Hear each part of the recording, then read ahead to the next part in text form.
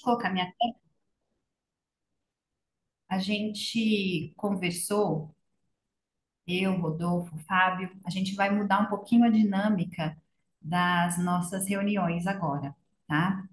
A gente vai fazer um modelo mais dinâmico. Então, agora, a partir desse estudo, como o Antigo Testamento era muito conteúdo, a gente resolveu deixar menos conteúdo por dia. Então, vai se estender um pouco mais nosso estudo, mas pelo menos não é muita coisa para confundir, né? Porque às vezes a gente fala aqui, fala, se perde a informação. Então, menos informação, e a gente quer que vocês possam interromper aí, a gente vai abrir espaços de discussão maiores, então vai ter menos informação, mais espaços de discussões, e nós vamos também encurtar um pouquinho mais a nossa. A gente estava estendendo um pouquinho mais até 9, 9h15. A gente vai tentar chegar ali nos 9, um pouquinho antes das 9, para não ficar tão longo também, tá? Então a gente está fazendo essa dinâmica. Se vocês acharem que tá ruim por alguma coisa, vocês falam, mas eu acho que vai ser uma dinâmica mais interativa, que é o que a gente quer propor aqui nesse segundo semestre, tá Ô, bom? Kai, só mais uma coisa falando sobre isso. Podemos começar às 7h30, tá? Tá, pode ser, por mim pode ser, porque a gente termina até um pouquinho mais antes das 9. Depois a gente vai ver com o Fábio e com o Rodolfo, mas por mim pode ser 7h30. A Mailes não tem mais o compromisso? Não. Não? Tá. Vou ver com todo mundo no grupo, e aí, se todo mundo topar, a gente começa às 7h30. Que para mim tá ótimo. E aí a gente até termina mais cedo um pouquinho. Então vamos lá falar do nascimento de Jesus?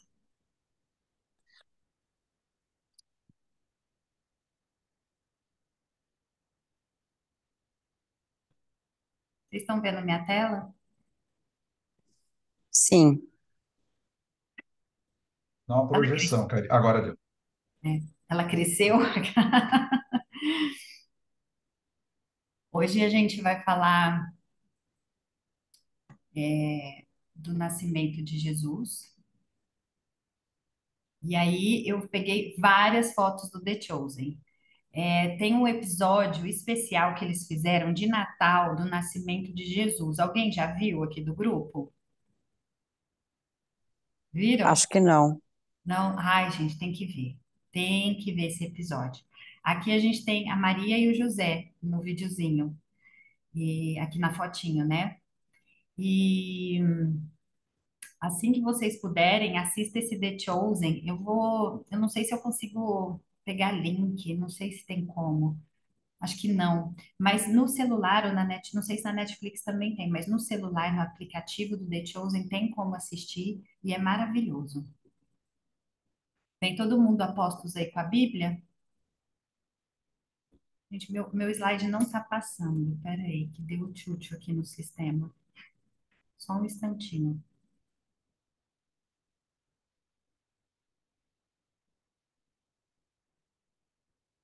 Tá mostrando para vocês? Isso, Karine. Sim, Então tá, Isso, beleza. é isso mesmo? Então vamos lá, vamos fazer um quiz primeiro aqui para ver como está o conhecimento de vocês da vida de Jesus. Quem era a prima de Maria que foi mãe de João Batista? Quem sabe? 5, 4. Isabel. Muito bem. Ponto para a Suzana. Exato. A memória está funcionando. Nossa, tá boa. O que a família de Jesus estava fazendo em Belém quando ele nasceu? Fugindo. Será que era fugindo? Não, ele foi para. Como é que é? Ele foi Não para. é o licenciamento? Isso! Ponto para Regina! o que que ela respondeu? Eu não escutei. Recenseamento, Ah, censo do IBGE. O Zé que nasceu lá, né, Karine? Oi? O Zé nasceu lá, não é? Não tem uma história assim? Quem nasceu? José, o pai de Jesus, quer dizer, o marido de Maria, né? Tinha nascido lá em Belém, por isso que ele ficou para fazer. Sabe que o Fábio, eu vou pedir ajuda, viu, nesses detalhes. Eu não sei se José especificamente é nascido, eu acredito que sim, mas a família dele é de lá, a origem da família de Davi, que é a parcela da família dele, veio daquela região. Então ele tinha que ir para lá porque Isso. toda a família dele, o tronco familiar, era daquela região. É isso aí? Agora, É, essa daqui eu Isso, quero é isso ver. mesmo. Quem era o tetrarca de Judá quando Jesus nasceu e o que ele fez que teve uma mudança profunda na vida da família de Jesus? São eu vou dois em esperar para ele responder. dois em um. Herodes. Herodes, era Herodes. O que que ele fez? Que decreto ele fez? Vou matar todos os primogênitos. Isso. Nossa, Suzana estudou tudo essa semana. Nossa, eu tô com vergonha. Você me mandou a cola, né, Karine? Eu falei para ela assim: olha, eu vou te mandar o gabarito, você vai estudando. E para onde Você a deu de família. aniversário para ela, Eu eu dei, acho. eu dei. Eu dei um café com Já. leite para ela. Dei um café com leite. Para onde a família de Jesus teve que se mudar nos seus primeiros anos? Eles estavam em Belém, eles tiveram que sair de Belém. Egito? Nazaré. Jerusalém. Alguém falou. Egito? Jerusalém? Quem falou Egito? Egito? Não. A Gerival e Suzana. Aê! Muito bem, vocês estão. Agora eu quero ver depois, no final a gente vai fazer de novo e vamos ver aqui. Uma coisa interessante, seria muito legal, depois de hoje, vocês lerem os primeiros capítulos de Mateus e os primeiros capítulos de Lucas. Se quiser ler todos os primeiros capítulos, melhor ainda, mas pelo menos dos temas que a gente vai falar aqui. E basicamente eu vou usar capítulos de Mateus e de Lucas hoje. Então, se focar em Mateus e Lucas já está ótimo, mas se quiser expandir, ler um pouquinho mais, melhor ainda. Cada um dos evangelhos tem uma característica diferente. Então, assim, vou falar aqui brevemente, mas só para vocês terem em mente na hora de ler o evangelho. Porque na hora que você vai ler o evangelho, isso ajuda a você a visualizar o porquê dele ser escrito, porque cada um é escrito de uma maneira muito diferente. Então, Mateus, ele foi escrito para os judeus, mostrando o Jesus como Messias. Então, ele queria falar para o povo judeu assim, gente, tá na cara que ele é o Messias. Como vocês não estão vendo que ele é o Messias? E ele vai usar várias referências do Antigo Testamento que falavam de Jesus. E ele vai tentar falar assim, gente, acorda para a realidade. Esse é o Messias, né? Ele que era o que estava previsto no Antigo Testamento e que a gente fala tanto. Marcos foi o primeiro evangelho a ser escrito, mas ele foi escrito por Marcos, mas quem falou foi Pedro. Então, é a visão de Pedro de Jesus. Então, Pedro, o discípulo de Jesus, é quem vai falar as vivências, as experiências, e Marcos vai escrever. Então, Pedro fala em aramaico e Marcos escreve em grego, né? Então, Marcos foi o primeiro livro a ser escrito. E Mateus e Lucas, a gente percebe que eles bebem da aguinha do que Marcos já tinha escrito, né? Então, assim, eles escreveram depois de Marcos. E a gente Tá. percebe que tem uma relação aí com Marcos. E Lucas é o autor do livro de Atos também. E ele busca o relato de várias testemunhas. Então, assim, ele vai trazer várias pessoas, vários nomes de pessoas, e também ele vai usar o relato de várias mulheres também, né? Todas as que estavam envolvidas ali no ministério direto com Jesus. Uhum. E João, ele vai apresentar o seu testemunho de Jesus e traz também o testemunho dos outros. É quase uma, assim, tem um quesinho de um ar jurídico, em que ele tenta apresentar os testemunhos de Jesus para dizer quem ele é, mas quem ele é como Deus, não só como Messias, né? Então ele não foca muito em fatos narrativos das viagens, dos acontecimentos, mas ele vai falar dos sinais que mostram que Jesus é a luz, que Jesus, Existiu. ele vai usar muitas imagens, né? Muitas Uhum. imagens. E quando eu falo sempre disso, eu lembro da Sil, quando a gente começou a estudar juntas os quatro evangelhos, E ela chegou falando assim: Nossa, João é só imagem, eu consigo trazer ele todo imagem. E é realmente, quando você lê, vai ter muitas metáforas de Jesus como a fonte da vida, Jesus como a luz, Jesus como o pão, e ele vai explorar tudo isso colocando o testemunho dele, dizendo assim: Olha, eu vi, muita gente viu, e ele é isso aí, né? Então, são Uhum. relatos muito importantes. Agora a gente vai começar a história de Jesus aqui. Tudo Karine, começa. posso fazer uma Oi, pergunta? pode falar, claro. Então, eu sempre esqueço quem é. Lucas tinha alguma coisa a ver com Paulo, né? E Marcos. Marcos tinha a ver com Paulo. Marcos, ele era um dos ajudantes de Paulo. Inclusive, assim, o Marcos era uma era uma pessoa que era meio assim, vou tentar falar aqui, mas vocês podem me complementar, Fábio e Rodolfo. Mas era uma pessoa que a família dele era tipo o QG de reunião dos cristãos. Então, assim, ele era muito envolvido com os primeiros cristãos, né? Então, era João Uhum. Marcos. Na Bíblia vai falar João Marcos. E, assim, o QG dos cristãos era meio que na casa da família dele. Então, ele era muito ali envolvido e participativo. E depois ele foi ajudar Paulo em suas viagens não sei se nas viagens, mas ele foi ajudar Paulo. Rodolfo, Fábio, querem complementar alguma coisa? É isso mesmo, Karine. Na verdade, na época, lá, começando o cristianismo, não tinha igreja como a gente conhece hoje, né? Tinha a sinagoga dos judeus, onde eles se reuniam, mas a igreja, os cristãos, né? Lembrando que os judeus não, né, não gostavam muito dos cristãos. Os cristãos se reuniam nas casas das famílias, então era nas casas. E uma Uhum. dessas casas onde o grupo cristão se reunia era na casa da mãe de João Marcos. E ali ele ouviu as histórias de Pedro, né? Pedro contando, e ali ele escreveu. E depois ele vai como missionário também nas viagens missionárias de Paulo. Só que chega um momento que ele dá uma desistida no meio do caminho, e Paulo fica até bravo com ele, né? Poxa, ele desistiu e tal. Paulo era aquele impetuoso, né, que movia montanhas para fazer. Ele era muito jovem, então ele estava ainda, né, não tão seguro. E depois Paulo se separa de Barnabé e João Marcos acompanha Barnabé. E Lucas, que escreveu, né, o Evangelho, ele não foi um dos discípulos de Jesus. Ele coletou relatos históricos, como a Karine mencionou.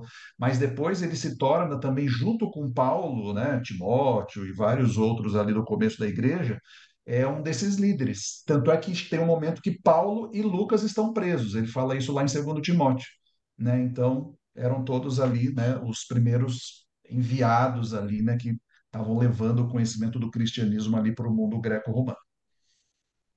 E é uma coisa assim bem intimista, vocês vão ver aqui, né? Que todos eles se misturam, né? E estão juntos ali, trabalhando mesmo, com muito afinco e com o poder do Espírito Santo. Bem, primeiro vou começar para vocês de João Batista. João Batista era o primo de Jesus e ele tem um papel importantíssimo, porque é ele que prepara o caminho, é ele que anuncia, é ele que vai preparar toda o início do ministério de Jesus. E João Batista nasce de Isabel, que era prima da Maria, era uma prima mais de idade, e ela não conseguia engravidar. E quantos relatos a gente tem na Bíblia disso, né? Agora vocês vão começar a ver os loops das histórias, né? Assim, de muita coisa do Antigo Testamento, e tudo que Uhum. está na Bíblia, tudo que está pontuado na Bíblia é importante, é uma informação relevante. Então, Isabel não tinha filhos, já tinha uma certa idade. Zacarias, o esposo dela, era sacerdote no templo. Aí um anjo fala em sonho com Zacarias que ele ia, que Isabel teria um filho, né? Um filho, né? E Zacarias meio que fica incrédulo, né? Fala assim: ah, mas como que eu vou saber que isso vai acontecer mesmo? E aí o anjo fala assim: ah, então vou te dar um sinal. Você vai ficar sem falar um pouquinho, um cadinho. Ficou 9 meses sem falar. Não saiu palavra da boca dele. Esse foi o sinal. Ele pediu um sinal, ele não confiou ali. E aí Isabel fica grávida de João Batista. E após 6 meses que a Isabel estava grávida, o anjo Gabriel, que é o anjo que fica na presença de Deus, aparece para Maria. e fala para ela que ela ia ter um filho que seria o Salvador, e fala para ela tudo lá. É lindo isso. Eu não vou ler aqui, mas seria muito legal que vocês pudessem ler o anúncio do anjo Gabriel falando com a Maria. E sabe o que que a Maria fala?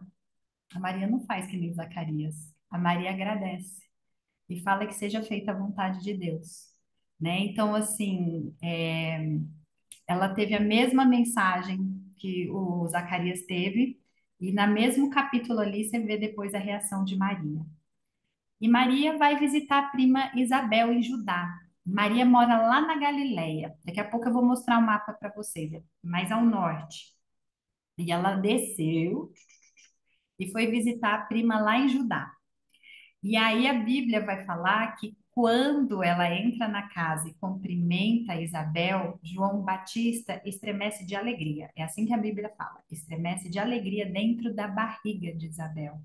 E Isabel fica cheia do Espírito Santo e começa a louvar a Maria e louvar também a incumbência que foi dada a ela. Então, assim, é o Espírito Santo mesmo. Às vezes a gente uma vez a Suzana falou isso para mim, né? Assim, às vezes você tem ideia do que você está falando. Eu falei, não, às vezes eu falo e eu sei que não sai de mim, que Deus me usa. Então, quando a gente fala assim, que é como se fosse uma unção do Espírito, é uma unção do Espírito Santo que é a minha forma de pensar, mas as palavras que saem daqui, às vezes até eu me arrepio quando eu estou falando. Eu falei, nossa, eu não falaria assim dessa forma, né? Então, nessa hora, o Espírito Santo unge Isabel, e Isabel começa a louvar.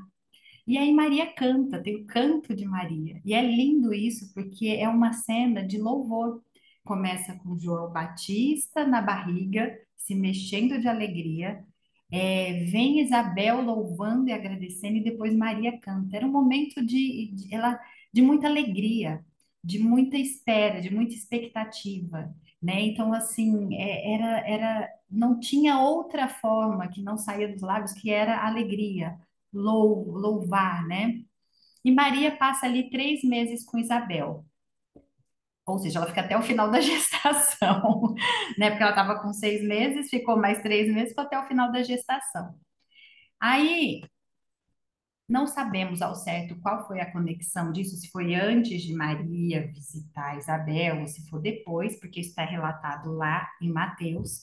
Mas nesse período aí também inicial, né? José, porque assim, Maria concebeu Jesus, ficou grávida, sem ter tido relações sexuais com José. Então, ela podia ficar aquela mal falada, né? Aquela mal falada lá na sociedade. E José, pensando nisso, para não difamar Maria, ele resolve abandoná-la secretamente.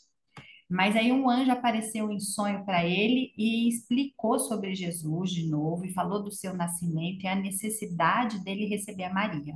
E aí, isso está escrito lá em Mateus 1,19, e aí ele faz também exatamente como o anjo pede, né?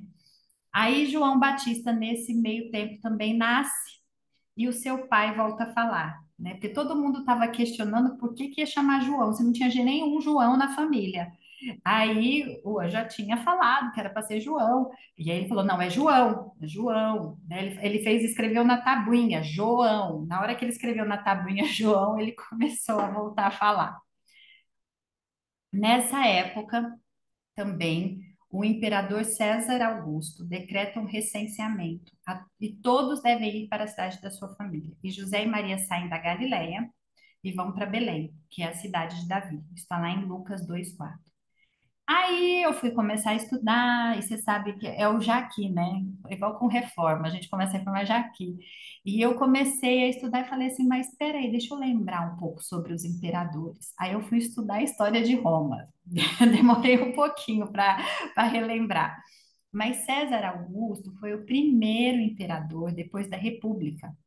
Então, estava vindo, terminando a fase de Roma República e estava iniciando a fase dos imperadores pós-república. E César Augusto foi o primeiro. Então, meio que ele estava querendo colocar uma ordem na casa. Queria saber das províncias, o que que tinha, o que que não tinha. Então, assim, tinha acabado de acontecer toda uma bagunça aí com Cleópatra e com os maridos dela. Então, estava vindo desse furdúncio, assim, César Augusto se firmando ali como imperador. E ele fala para fazer esse recenseamento nas províncias, né? E aí José e Maria saem lá da Galileia. Vamos ver aqui, deixa eu colocar meu mouse para vocês darem uma olhada aqui. Deixa eu só ver aonde que eu coloco o mouse. O mouse aí, anotei. É aqui, gente. Olha, achei. Aqui. Vocês estão vendo aqui Nazaré no meu mouse? Então, eles saem daqui e vão descendo. Isso aqui é a região da Galileia, tá? Esse incrível tamanho aqui, eles chamam de Mar da Galileia. Eu só fui entender quando eu fui para lá que é um lago, que eu achava que era um mar, mas é um lago, água doce, e eles acham que é tão grande que eles chamam de Mar da Galileia, mas olha o tamanho aqui, entendeu? Tipo um broa.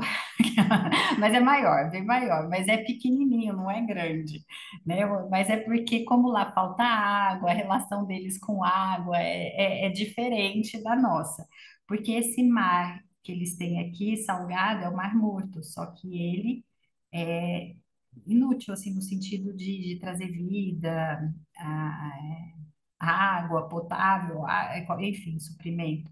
E esse aqui, ó, pequenininho aqui, tá vendo? É o Rio Jordão. E o Rio Jordão é muito pequenininho, muito pequenininho. Não é nem rio, é um córrego. Mas lá tudo é maximizado, que eles têm crise com água. Então, quando eles veem um córrego, eles acham assim, nossa, é um rio. Se vê o Rio Amazonas, então cai para trás. Aí eles saíram de Nazaré e vieram aqui para Belém, que é essa cidade aqui. Agora, olha como Belém e Jerusalém são bem perto. Elas são bem perto, assim, uma da outra, tá? Agora, de Nazaré é bem distante. É bem distante. Quer dizer, bem distante lá, assim, não é um país grande, mas fazendo isso andando, né, a pé, é diferente. Então, eles foram até Belém. E nisso, é só um instantinho, deixa eu colocar aqui. E nisso a gente tem a narrativa desculpa, do nascimento de Jesus, que está lá em Lucas 2:7. Veja bem, Lucas 2:7, um versículo. E eu vou ler para vocês. Lucas, já pode aí aquecer a Bíblia, vamos abrir em Lucas aí todo mundo. Lucas 2:7. É assim, você pensa que vai ter uma grande narrativa, né? E aconteceu que tinha um boizinho, que tinha a vaquinha, que tinha não sei o quê. Não, é assim. E ela deu à luz a seu filho primogênito, enfaixou e o deitou numa manjedoura, porque não havia lugar para eles na hospedaria. Ponto. Nasceu. E assim Jesus nasceu, o Rei do Universo, o Salvador, o Messias, de forma humilde numa manjedoura, que é onde os animais comem. Foi colocada ali uma palhinha, né, os paninhos, e ele nasceu dessa forma humilde. E o próprio nascimento dele já veio para quebrar com todas as ideias erradas que se tinha a respeito dele. Eles esperavam um Messias, mas um Messias que fosse quase que um guerreiro, né? Um rei que chegasse com pompa, que chegasse lá com todo o poderio e que fosse libertar eles do jugo romano. Essa era a ideia. E Jesus já quebra aqui falando assim: não, vocês não estão entendendo de onde que é meu reino, né? Vocês não estão entendendo qual é o propósito disso, nesse nascimento simples e humilde.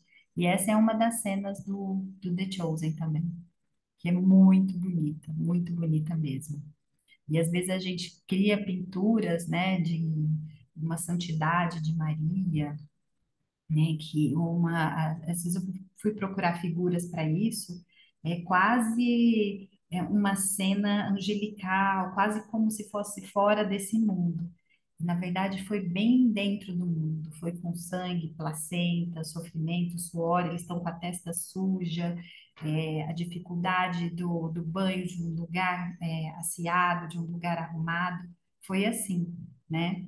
Foi bem diferente do que às vezes a gente vê nas figuras e que colocam na nossa imagem.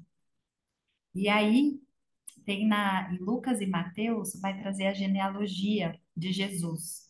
E aí eu falei para vocês que genealogia eu não gostava antes, eu não gostava. Até o livrinho do Fábio. Mas a genealogia ela ajuda a gente a entender muitos dados arqueológicos que são corroborados com achados arqueológicos que a gente acha hoje, datações.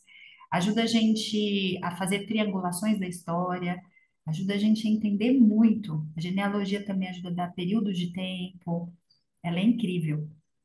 E assim, eu vou ler para vocês um pedacinho da genealogia que está descrita em Lucas, que para mim é a mais linda, o jeito que ela termina. O jeito que ela termina, para mim, é maravilhosa. A genealogia está escrita em Lucas 3, do versículo 23 até o 38, né? Aí vai falar desde José, vai de Jesus, José. Lembrando que, mesmo Jesus não sendo filho legítimo de José, aqui na história, ele é o filho da terra, o pai terrestre de Jesus, o pai adotivo de Jesus aqui na terra, digamos assim. E todas as profecias a respeito de Jesus também vão citar a linhagem dele, do rei Davi. É muito importante essa linhagem do rei Davi, que ela é citada como uma característica, um dado profético de onde Jesus viria, de onde esse Messias viria. E aí, lá no final, no 38, olha onde que chega. Sai de Jesus e olha onde que chega, no 38. Cainã, filho de Enos, Enos, filho de Sete, e este filho de Adão, filho de Deus. Eu acho tão lindo esse final, quando vai chegando em Deus, né? Vai falando assim, Adão, filho de Deus. De Jesus a Adão são 77 gerações, né? E aí a gente consegue rastrear, né? E esse é o papel da genealogia no Antigo Testamento, né? Não tinha cartório, né? Então, assim, era linguagem oral, era passado as informações, era passado pelas genealogias, tinha toda uma forma de compreensão diferente do que a gente tem hoje, né? De cartório, de vida aqui, etc.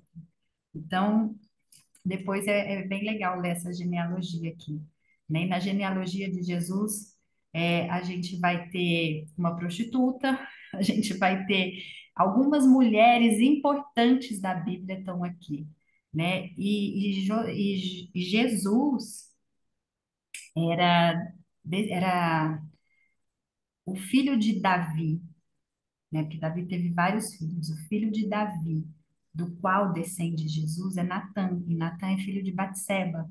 E Batseba é a mulher que Davi matou o marido para ficar com ela. Então, assim, a gente vai vendo várias outras histórias na Bíblia dessas personagens que estão aqui, né? Dizendo assim para gente que mesmo no decorrer de uma história cheia de pecados, cheio ali às vezes de acertos e erros, né? O Salvador, ele vem de toda essa trajetória humana, né? De toda esse desenrolar que tem na história.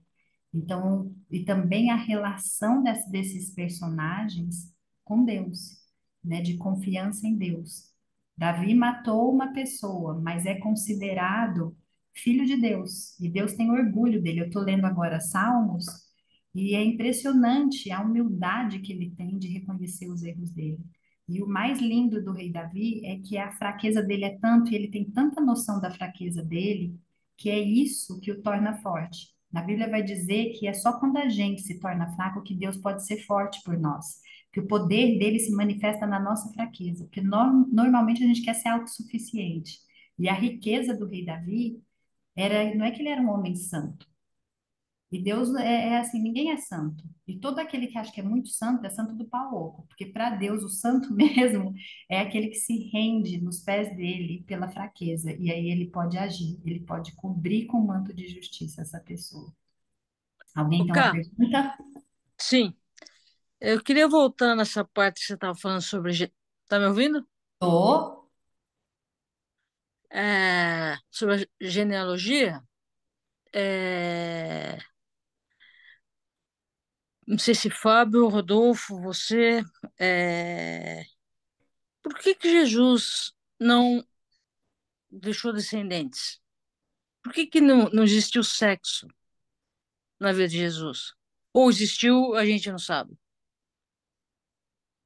Bem, se Fábio e Rodolfo quiserem responder, eu deixo. Tá difícil, Silvio. Bom, vamos lá.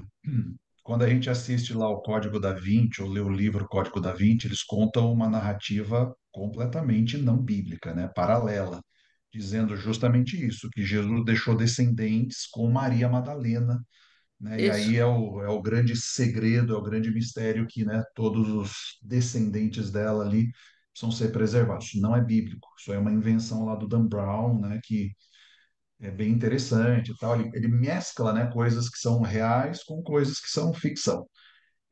Por que que ele não deixou descendentes, o Sil? A Bíblia não responde, né? Mas o que que eu acho? Olhando a história, tentando olhar o quadro como um todo. Jesus, ele com 33 anos, ele morreu, né? Imagina se ele tivesse deixado algum descendente aí, como é que ficaria essa família depois, né? Um. Dois, ele era plenamente divino e plenamente humano. Esse descendente dele como seria? A gente não sabe, né? Então, até porque plenamente divino e plenamente humano, né, aí estou falando o que eu entendo disso, né? Porque a gente não tem esse detalhe na Bíblia. Mas quando né, no momento ali da concepção de Maria, né, e a Bíblia diz, né, é uma inferência pelo que a Bíblia diz, mas a gente não pode dizer categoricamente. A gente tem que tomar muito cuidado porque a gente está num terreno muito santo, né, um terreno santo. A gente está falando da geração de Jesus. O que que eu imagino? Maria contribuiu com o óvulo e o Espírito Santo gerou um elemento masculino, um espermatozoide, que fecundou esse óvulo. Óbvio, né? O milagre aconteceu na fusão das duas naturezas, né? E no momento que esse ser humano nasce, a segunda pessoa da divindade, né? Perdão, no momento da concepção, da formação do zigoto, o segundo membro da divindade vem e se une a essa única célula e a partir daí, né? Vai se multiplicando e forma um bebê que cresce e depois nasce e é Jesus. E nunca mais o segundo membro da divindade vai se separar desse ser humano Jesus, né? Então a gente tem que separar essas coisas, né? Uma coisa é e a gente vê no todo o Antigo Testamento, quando Jesus aparece lá para Isaías, para Abraão, para Josué, era o Jesus pré-encarnado. Ele não era Jesus é o nome que a gente conhece aqui da narrativa, mas era o segundo membro da divindade pré-encarnado, né? Então, e depois, quando a história vai acontecendo, aí ele encarna e ele, né, aí a gente conhece por Jesus. Mas é o segundo membro da divindade que a gente está falando aqui.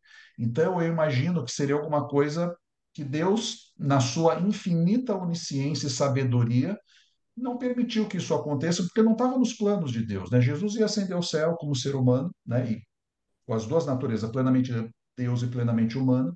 Então, não fazia sentido que ele tivesse descendentes, a minha visão, tá? Ô, Aqui, Fábio, pode falar, Fábio. Posso complementar um é, pouquinho? Desculpa, a Gerival vai falar alguma coisa? não, um comentário rápido, bem rapidinho. Quando Adão pecou, ele foi expulso do Jardim do Éden. Se Adão tivesse descendentes, seria bastante teria implicações de ele ter descendentes. Se ele tivesse descendentes antes da queda, mais complicado seria. Imagine se Jesus, não tendo pecado, quando viveu como humano, se ele tivesse descendentes. Descendentes que herdassem a natureza humana e a natureza divina. Como é que seriam? Seriam considerados pecadores? Teriam a capacidade de pecar? Teriam a incapacidade de pecar? Como é que seria em relação à raça humana? Seriam também, digamos, redimidos pelo sangue do Pai, Jesus Cristo? Então aí tem uma complicação grande. Então haveria implicações sérias caso Jesus tivesse descendentes humanos que não fossem descendentes espirituais, e sim apenas descendentes carnais. Perfeito. o Fábio falou um pouquinho ali sobre a constituição física de Jesus, né? A gente pode especular bastante coisa acerca disso, mas o que a gente tem que ter em mente é que a constituição, a Jesus, ele foi um evento totalmente sobrenatural, então a gente não tem como chegar a nada preciso sobre isso. Mas Jesus tendo descendentes, isso iria muito contra todo o plano da redenção que é apresentado lá desde o Antigo Testamento, porque apareceriam muitas questões aí a serem resolvidas. Uma delas é essa questão da natureza dos descendentes, como que como seria essa natureza desses descendentes, tá? Segundo, isso que a gente vai ver mais adiante ainda, né? E o que que vem depois, né? Depois da nossa vida aqui na Terra? E o que a gente tem uma promessa na Bíblia seria uma promessa de restauração. E aí lá nós teríamos um ciclo familiar ali, Jesus sendo parte de uma família humana. A gente sabe que a natureza humana ele vai sempre, está incorporada em Cristo, tá? Mas agora, como que ficaria isso? Então não seria só ele, mas teria ele e teria descendentes também que teriam aí natureza ao mesmo tempo humana e ao mesmo tempo divina, tá? E isso não se encaixa com o plano da salvação. E também pelo tempo do ministério de Jesus, tá? Jesus viria, teria filhos e nesse mesmo curto tempo ali ainda desempenharia todo o ministério. Então a divindade encarnou aqui na forma humana para um determinado propósito, tá? E eu pessoalmente não consigo enxergar aí teologicamente como encaixar constituindo uma família que deixando descendentes que como que isso poderia se encaixar com o plano da redenção aí, com o propósito para o qual ele veio aqui, tá? Nós temos um propósito que foi dado lá no Gênesis, né? Sede fecundo, multiplicai-vos, enchei a terra. Tá? Então a gente tem aí, nós somos criados com esse propósito. Agora, o propósito de Jesus, ser humano, foi passar aqui pela vida como ser humano e dar a sua vida, um ser que era ao mesmo tempo totalmente divino e totalmente humano, tá? Dar a sua vida por redenção dos demais, tá? E isso não se encaixaria aí com a constituição de família. Então, toda essa teologia, essa parte aí do plano da redenção não se encaixaria com isso. E, claro, existem muitas teorias de conspiração aí que surgem, como a do Dan Brown, né, de que Jesus deixou um descendente, de que isso, mas são especulações, totalmente especulações, né? Uhum. E, novamente, volto a frisar, a concepção de Jesus foi algo totalmente sobrenatural. Então, qualquer coisa que a gente for teorizar a respeito disso, a gente não pode afirmar nada, a gente não segue a nossa física, não segue a nossa biologia, né? Foi um evento sobrenatural. Uhum. Posso fazer um comentário? Para Claro. mim, para mim não é uma questão se ele tem descendentes ou não, se são metade Deus, metade. Isto foi o Jesus, sabe? Ele que foi iluminado. Se tivesse descendentes dele, eu acho são os descendentes humanos, sabe? E eles vivem pecando do mesmo jeito que a gente. Para mim, isto é muito claro, não sei, sabe? O Jesus que teve esse trabalho, esse peso de representar Deus aqui no mundo. Mas isto não inclui os descendentes dele. Para mim, não. Se Qual o tem, sentido? teria, se não, né? A Bíblia não menciona, né, É. assim, nada de descendente. E assim, o que ela fala de profecias também no Antigo Testamento são relacionadas à figura de Jesus, né? E não tem assim menção nenhuma de descendentes. Eu fico pensando que assim, vocês pensaram, eu acho que o Rodolfo falou para mim matou a charada, assim. Todos nós temos um propósito. E lá no Jardim do Éden, quando Deus, o Criador, definiu qual seria o nosso propósito, ele disse que era crescer, crescer, multiplicar, cultivar e guardar. Eram as palavras que ele deu de orientação assim que saiu a máquina humana. Então saiu o modelo de fábrica, ele falou assim: agora você foi feito para isso. Então faça isso. né? Então, assim, esse foi o papel, o propósito do ser humano. E Deus, é que a gente tem, às vezes, a mania de olhar com os olhos humanos e achar que Deus também veio na mesma categoria que a gente. Apesar dele ser plenamente humano, ele também é plenamente divino. E a gente acha que ele veio na mesma categoria, ou seja, para cultivar, guardar e multiplicar. E, na verdade, ele veio com o propósito de redenção. A Bíblia sempre vai falar dele como o redentor, né? O que vai restaurar. Então, ele veio com outro propósito, realmente, né? E não com este propósito. Então, eu acredito que essa do propósito foi incrível, assim, essa menção que você fez. Gostei. E a Bíblia vai usar o termo unigênito para ele. Jesus é unigênito. Unigênito significa que ele é único do gênero. Ele é único do gênero. Só ele é daquele jeito.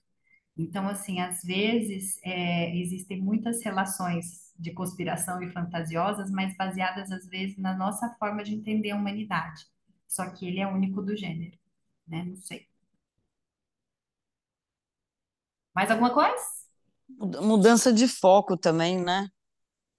É o que você É. falou do propósito, mudar o foco e nada, acaba sendo muito carnal, um pezinho ali para entrar no pecado, né? Eu acho que Agora, tem tudo isso também.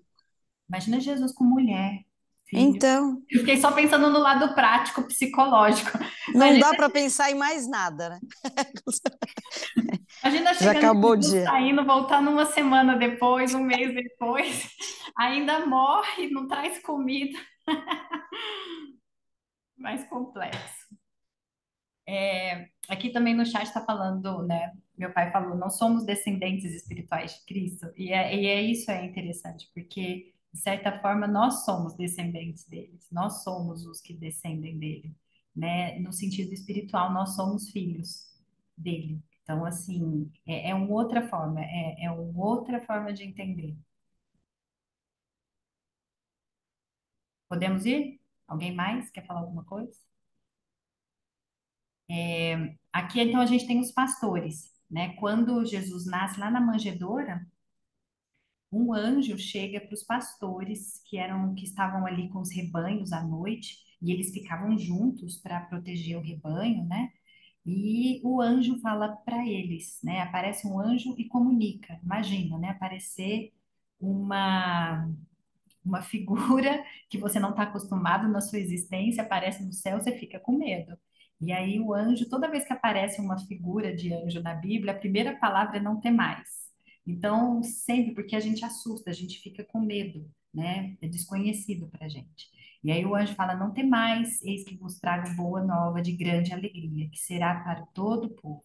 É que hoje vos nasceu na cidade de Davi o Salvador, que é Cristo Senhor. E aí, de repente, vem um coro de anjos que canta glória a Deus nas maiores alturas e paz na terra entre os homens, a quem ele quer bem.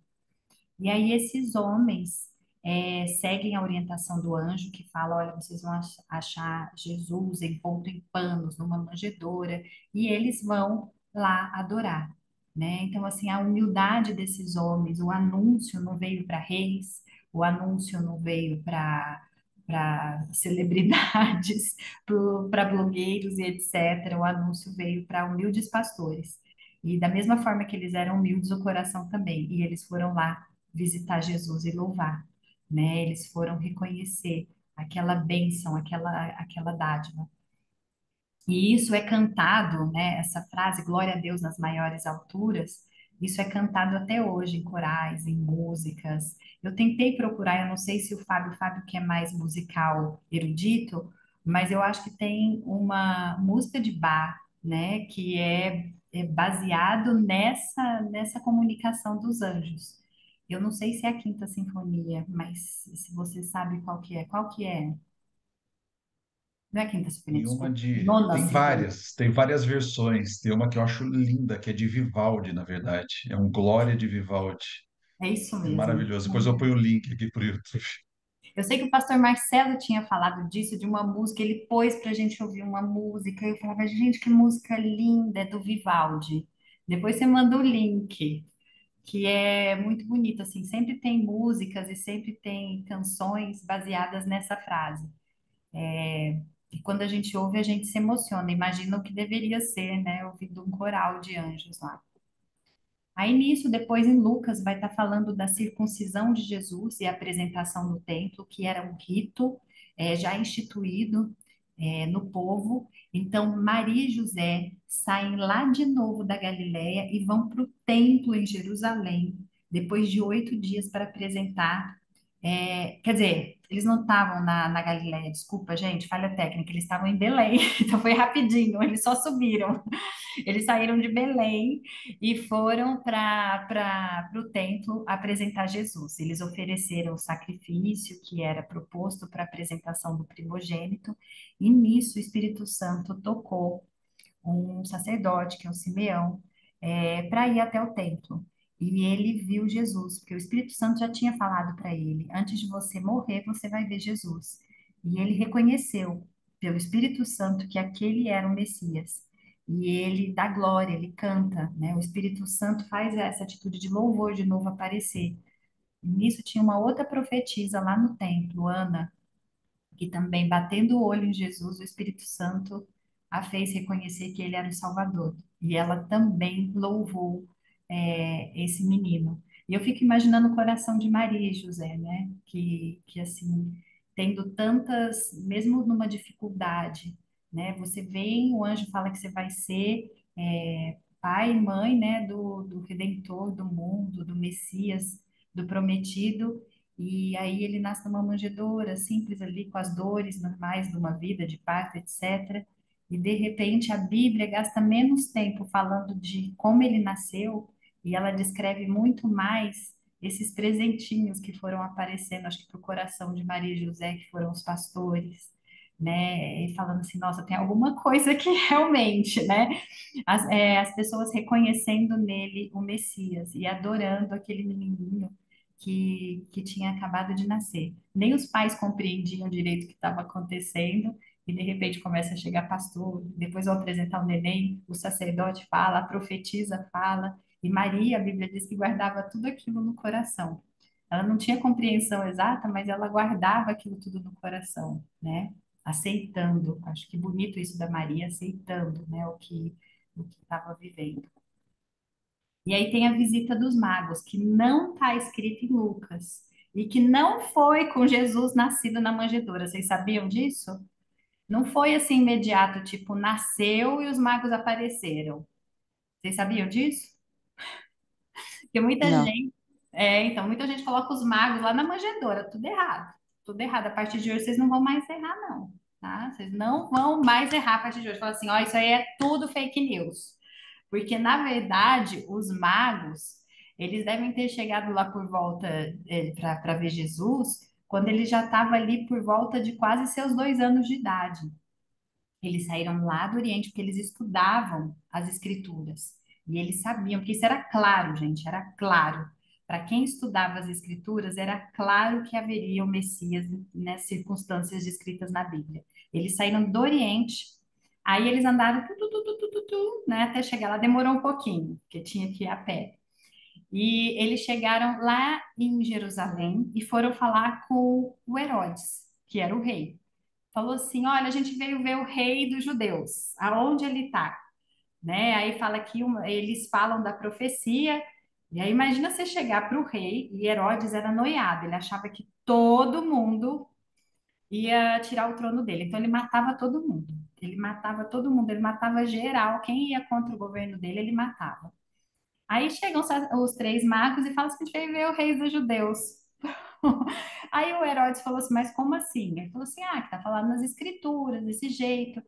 Herodes não sabia, porque Herodes era um rei que foi colocado lá pelo Império Romano. Então ele respondia, ele era judeu, mas ele respondia ao Império Romano.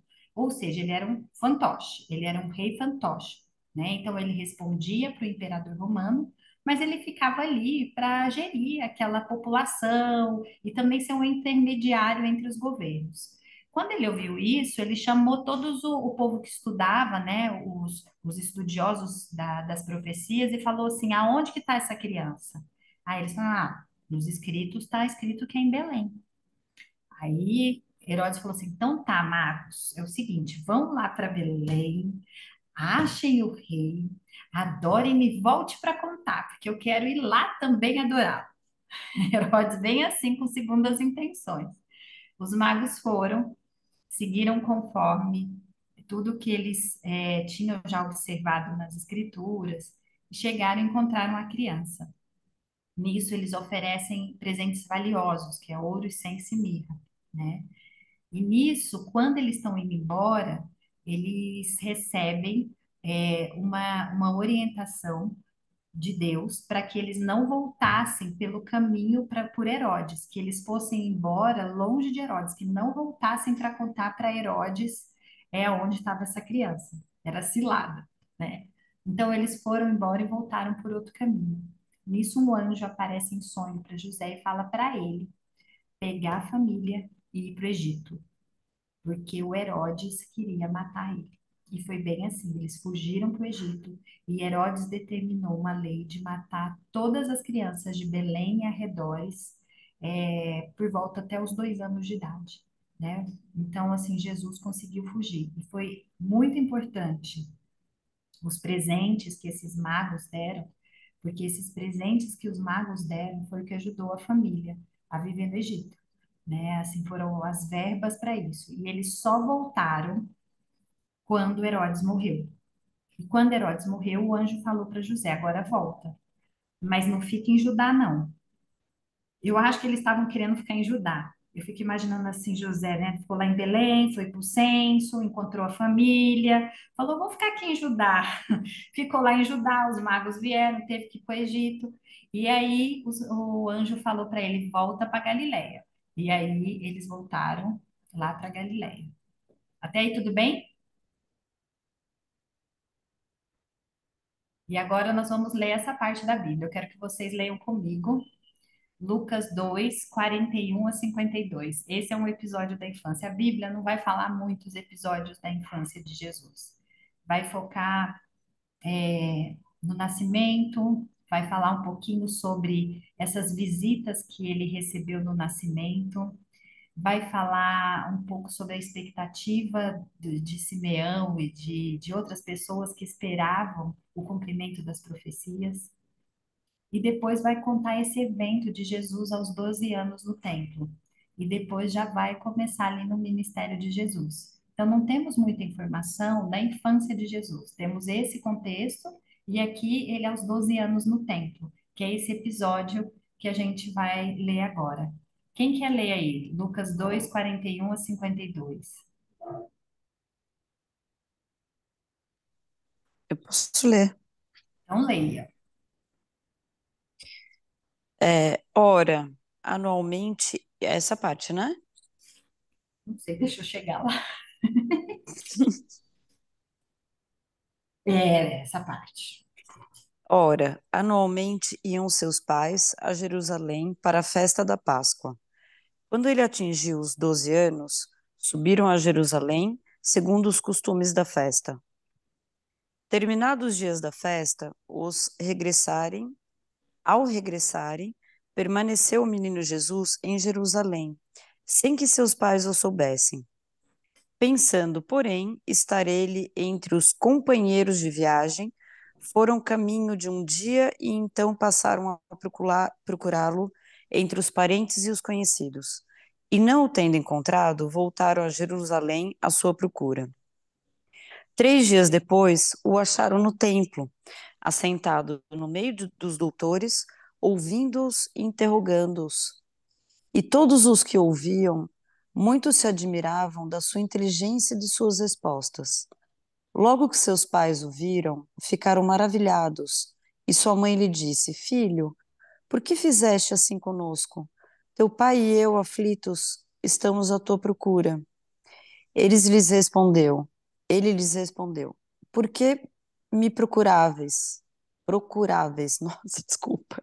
É isso Por mesmo. que me procuráveis? Não sabeis que me cumpria esta na casa de meu pai? Não compreenderam, porém, as palavras que lhes dissera. E desceu com eles para Nazaré, e eram-lhes submisso. Sua mãe, porém, guardava todas essas coisas no coração. E crescia Jesus em sabedoria, estatura e graça diante de Deus e dos homens. Muito bonitinho esse relato, né? Assim, eles vão para no templo, eles voltam. Eles têm que ir todos os anos, os judeus vão em 3 festas anuais para Jerusalém. Então, quando eles iam para Jerusalém, que era a Páscoa, acho que agora as outras duas eu esqueci, as outras festas. Mas a Páscoa eles tinham que descer. Os judeus de vários lugares iam para Jerusalém. Então, imagina assim, que as estradas eram cheias e eles iam em grupos, né? Porque era melhor em grupo, um ajudava o outro, os idosos, as crianças, e eles iam para Jerusalém. E aos 12 anos, dentro da, da cultura judaica, é quando o menino começa a tomar parte mais das festas, de entender mais a, a Torá, é quando ele começa a se envolver no aspecto religioso de todas as crenças ali da cultura. Então, está contando aqui o evento em que Jesus vai ali na Páscoa, já com essa entrada ali, né? Digamos assim, quando ele com 12 anos, ele se torna ali uma criança que é capaz de participar dos ritos, de estar ali junto com a cultura dele. E ele vai para a festa da Páscoa com os pais. Agora imagina, né? Tudo lá da Páscoa está falando de libertação, o cordeiro, o sangue do cordeiro, ele vai para o templo, tudo vai remetendo ao que ia acontecer com ele, né? E possivelmente o Espírito Santo foi ali mostrando para ele, discernindo, o Espírito Santo não, porque na verdade ele é Deus, mas isso foi ampliando todo o papel dele ali, né? Ele se viu em cada uma das manifestações da Páscoa. A gente não sabe como é, eu realmente não sei, não consigo entender, porque a Bíblia não tem muita informação sobre isso, mas eu fico imaginando ele indo lá na festa de Páscoa e tudo sendo remetendo ao papel dele, o que ele faria de libertação pelo povo. E a família foi, e como muitas vezes acontece, eu fico imaginando que as pessoas que estavam lá, alguns iam só para ir, sabe? Às vezes a gente faz muitos ritos e a gente não para refletir, porque o rito tem esse papel. O rito tem o papel de fazer eu refletir, de eu pensar. Mas quando eu faço o rito só pelo rito, eu estou indo lá só pelo social, né? Eu estou indo para cumprir tabela, para não deixar minha consciência pesada. Então, muitos judeus faziam isso só como o evento do ano. Mas quando você pensa em todos esses aspectos do rito e reflete, é esse o papel do rito, que é você se voltar e se conectar com aquele significado e se impactar a sua vida e você mudar ali a sua atitude, mudar a sua interpretação, limpar o seu coração. Então, Jesus foi com a família, terminou a festa, os pais, ó, foram embora. Agora eu fico pensando, como pai e mãe, imagina assim, gente, era uma multidão de gente, tipo, uma multidão de gente. E eles acharam que Jesus estava com qualquer parente. Eu fico pensando assim que também Maria e José ali deram uma pisada de bola geral, né? Deixaram o menino, não se preocupar, não sei o que aconteceu, o menino ficou e Jesus ficou, foi para o templo, né? Eu imagino que já estava no templo, ou então, enfim, não sabemos ao certo. Mas eu fico preocupada com o fato de que Maria e José foram e só foram perceber depois de um dia de viagem. Depois de um dia de viagem, perceberam que Jesus não estava lá. E aí falou, vamos voltar. Aí depois de 3 dias, eles acharam Jesus no templo, né? E Jesus no templo estava ouvindo e interrogando, e todo mundo olhando e admirando a sabedoria daquele menininho. Ele fazia as perguntas, e as perguntas de Jesus sempre são perguntas para aumentar a nossa reflexão, não porque ele precisava de detalhes.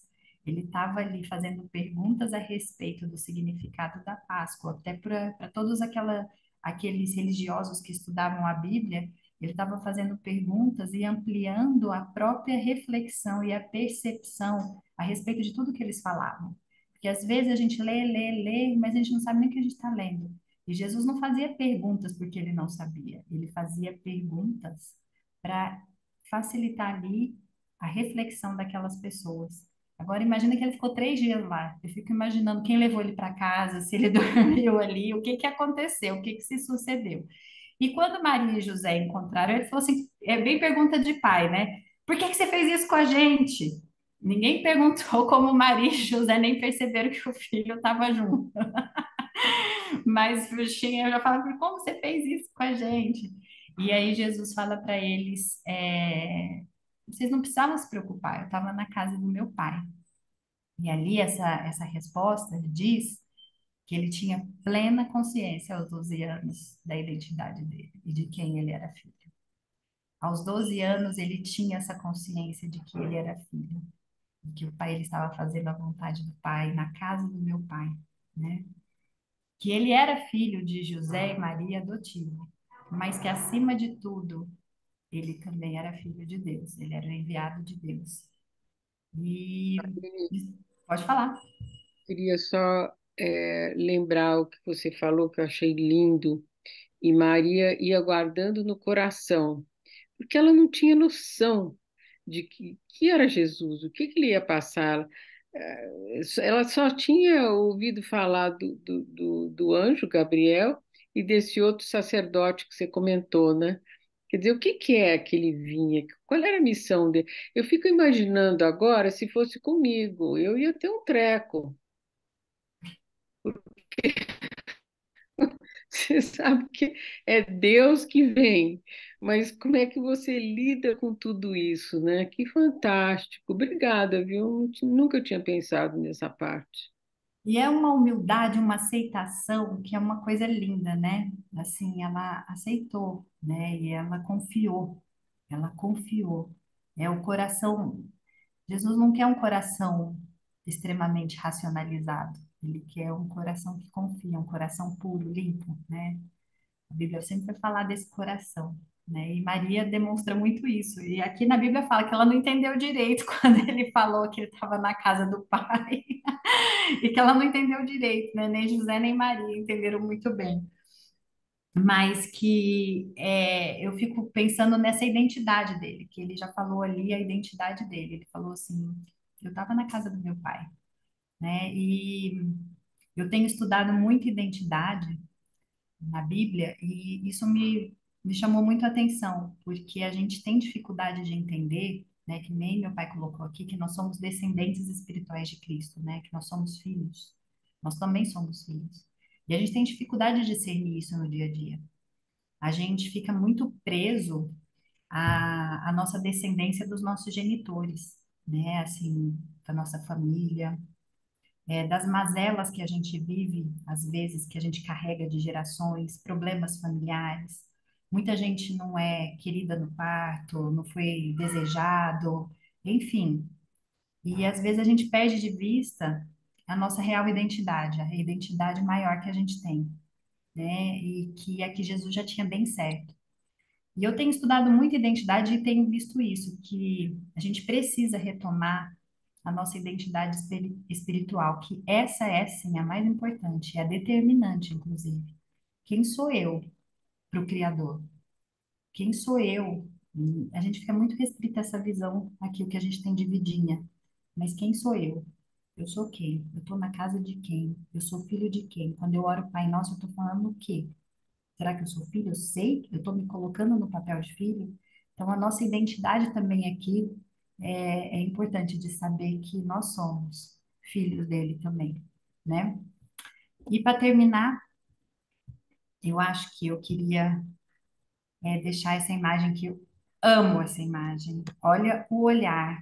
Para mim, esse é o Jesus melhor que teve até hoje. De todos os Jesus que eu já vi na televisão, esse Jesus, não tem como eu não olhar essa foto dele, eu imediatamente eu sorrio. Ele ri para mim, eu sorrio. E esse olhar dele é um olhar de muito amor, né? Que convida assim, gente assim.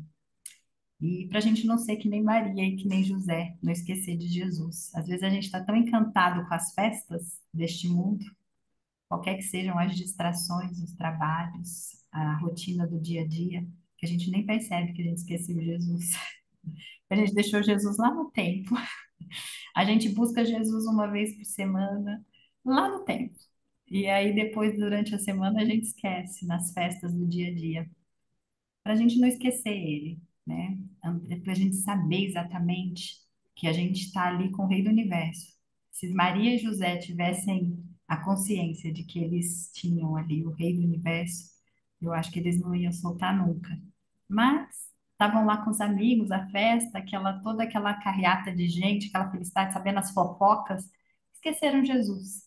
Que a gente não esqueça, né? Que a gente possa dia a dia ouvir dele aqui, mas continuar com ele durante a semana,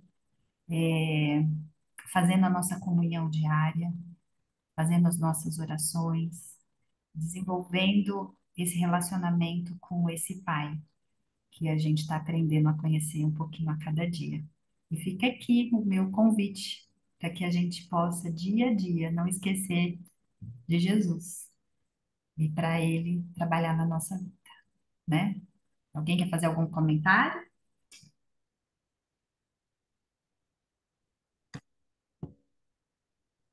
Credo, ninguém vai falar nada. Nem se Queria concorda, fazer um, discorda. Karine, queria fazer um rapidinho sobre Maria, né? A cultura lá de um judeu, de uma judia, né, do primeiro século, está tão distante da gente que a gente não entende, a gente não consegue, né? A gente já falou isso, né, quando a gente estudava, a gente não consegue pegar assim o que era realmente, o que foi, no caso aqui para Maria, ela aceitar, né, o que aconteceu quando o anjo vem e se comunica com ela. A gente precisa lembrar que, né, a Bíblia, a narrativa bíblica, ela está colocada numa cultura, né, que é a cultura, né, a cultura lá de Israel, né, no caso, no nascimento de Jesus dos judeus lá do primeiro século, que era uma cultura onde, né, a mulher não era valorizada. Então, olha o desafio dela. Mulher, jovem, na época as meninas se casavam com 12, 13, 14 anos. Imagina, estava pensando na Lulu, na idade dela, recebeu hoje o Gabriel. Mulher, jovem, grávida e não casada. Imagina, quando o anjo começou a descrever para ela o que aconteceria com ela, eu tenho plena certeza que essas coisas passaram na cabeça dela, né? Todas as dificuldades, imagina, e ela contando essa história, olha, eu tô grávida pela concepção do Espírito Santo. Imagina os outros olhando para ela e dizendo, "Ah, tá, conta outra, né? Conta outra história para nós, porque essa não cola, né? Se aprontou, aquelas coisas, né? E ela, essas coisas todas, eu imagino, né, devem ter passado pela cabeça dela. E aí, no final, no verso 38 lá do capítulo 1 de Lucas, ela diz: Aqui está a serva do Senhor, que se cumpre em mim conforme a tua palavra. É, é demais isso, né? Ela abre mão de tudo, né, do que ela tinha racionalmente da juventude, da lógica humana, né, para conceber o Espírito Santo, da segurança do status quo, do casamento, porque né, José queria deixá-la, e da própria reputação dela. Ela abre mão de tudo isso para receber Jesus, né? E ela diz: Aqui está a serva do Senhor.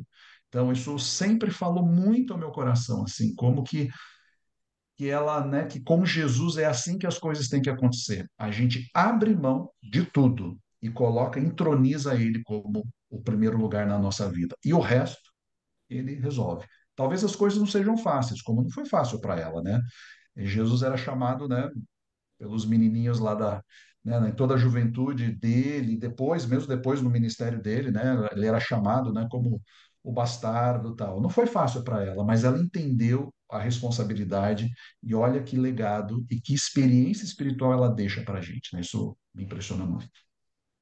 Ô, Fábio, eu não sei se alguma vez você viu aquele ator lá que fez a Paixão de Cristo, que inclusive fez esse outro filme agora que está chegando no Brasil sobre aquele tráfico.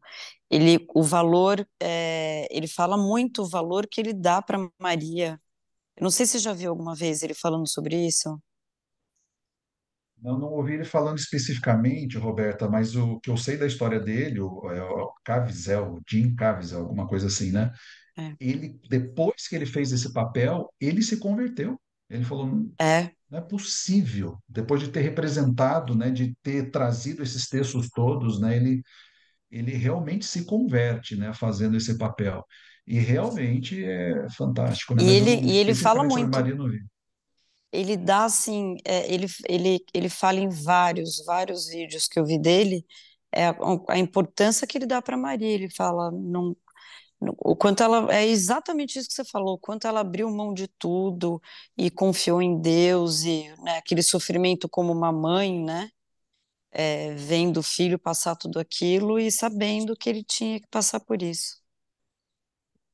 Um outro detalhe, né? Como ela instruiu Jesus, porque uma menina na época lá do primeiro século era analfabeta, não tinha acesso. A escola dos rabis era para os meninos.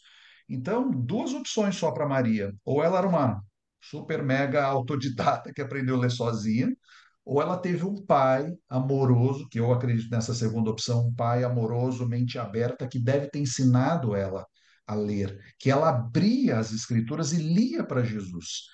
Então, como a Karine falou, quando ele chega com 12 anos ali no templo, e ele já vinha pensando nessas coisas, né, do que ela ia lendo para ele, ela contava essas histórias todas para ele, provavelmente, com certeza, né? Sobre o anjo aparecendo, mostrando, falando quem ele seria tal, e ele vai descobrindo na Bíblia aonde? No colo dela, né? Antes dele aprender a ler, antes dele ser alfabetizado, que foi alfabetizado por ela, ele não frequentou. Jesus, mesmo sendo menino, ele não frequentou a escola dos rabis porque Deus preservou justamente para ele não ser impregnado com as filosofias humanas, né, dos sacerdotes da época, da liderança da época. Então, quem instrui Jesus, quem ensina ele a ler é Maria. E ela que conta essas histórias todas do Antigo Testamento e ele aprende. E depois, com 12 anos, tudo aquilo se fecha, né? Quando ele vai lá e vê os rituais, ele lembra lá do que a gente estudou sobre o santuário, ele lembra lá do que significava o cordeiro, ele fecha a coisa toda.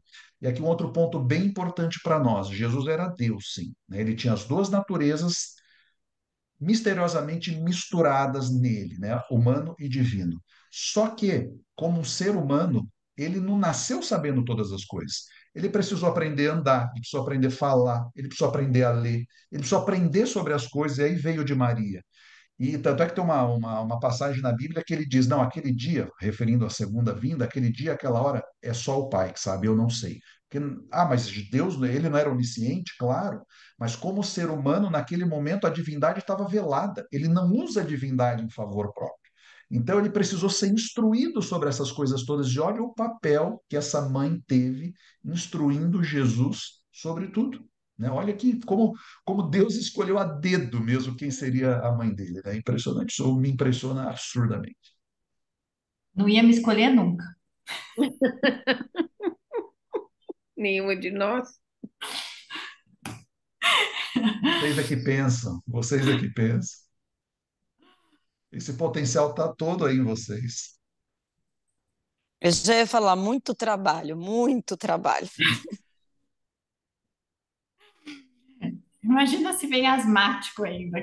Assim, né? Tudo meu é problema é asmático. Ai, gente. Pai, você queria fazer uma colocação? Oi, filha. Na verdade, o tema seria aquele mesmo tema que a gente comentou, mas a resposta dada pelo Rodolfo, as ponderações feitas pelo Rodolfo foram muito apropriadas, a meu ver, e eu acho que realmente o assunto fica daquela forma bem esclarecido, né? Então não há nada a acrescentar, não, filha. Beleza. Então podemos orar. Fábio, você ora aí pra gente? Vamos lá. Nosso Deus e Pai, elevamos a Ti, Senhor, a nossa oração de gratidão, porque tivemos oportunidade de ver detalhes aqui da concretização, da manifestação desse Teu imenso plano de salvação para nós, seres humanos pecadores, através da encarnação de Jesus. Te pedimos, Senhor, que Ele não seja simplesmente uma figura histórica, uma figura importante, uma figura sábia, mas que Ele seja o nosso Salvador e Senhor na nossa vida. Sabes as dificuldades que cada um de nós enfrentamos, os desafios, a vida ela não é fácil mas nós temos a certeza de que temos um Salvador, um Senhor, um amigo que se coloca ao nosso lado, nos ajudando e nos sustentando em todas as nossas necessidades. Pedimos que Ele seja realidade na nossa vida e nos ajudes a caminharmos com Ele até o fim da história desse mundo. Essas bênçãos te pedimos e te agradecemos por Jesus. Amém. Amém. Muito obrigada, gente. Foi muito bom estar com vocês. Posso fazer uma pergunta? Claro. Depois de tudo que foi falado de Maria, como é que fica a gente olhar as pessoas, por exemplo, principalmente na Igreja Católica, né? Essa devoção que eles têm por Maria. Eu sei que está errado porque Jesus está em primeiro lugar, né? Mas existe essa questão que eles honram tanto Maria e agora, por exemplo, eu estou entendendo por quê, depois de tudo que vocês falaram. Mas como é que fica isso para vocês? Fábio, quer responder?